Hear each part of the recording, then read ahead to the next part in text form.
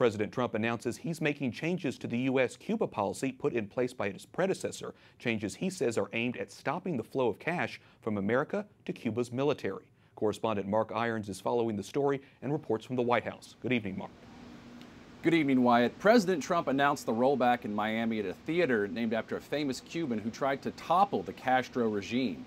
The president says Cuba secured far too many concessions in a deal made by the Obama administration that Trump calls misguided.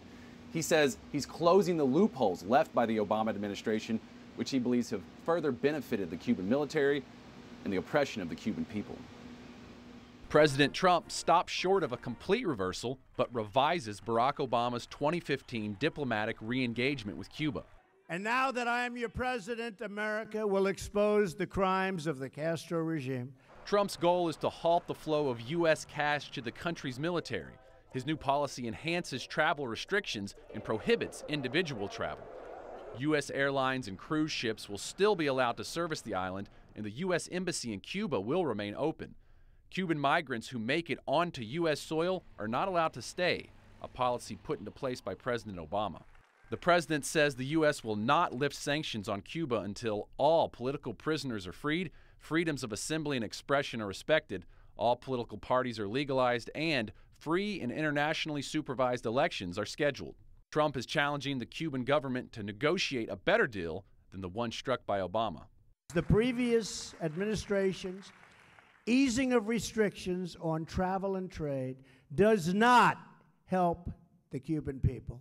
They only enrich the Cuban regime. But not all Americans agree.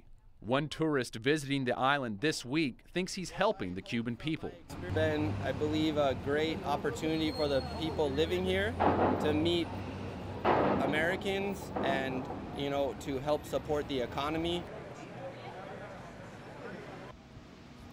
In 2015, Pope Francis visited the island nation before his visit to the U.S. and played an important role in the warming of relations between Cuba and the U.S. under the Obama administration. The Vatican has supported opening U.S.-Cuba relations, believing that the U.S. trade embargo against Cuba is unjust. Wyatt? Mark, Catholics have been persecuted in Cuba under the communist regime for nearly 60 years. Will this policy help Catholics and people of faith? A senior White House official tells me the president wants to work on human rights and help Cubans who are looking for religious and political liberty. I'm told the president's Cuba policy will align with that goal. Wyatt? Hopefully so. Correspondent Mark Irons at the White House. Thanks, Mark.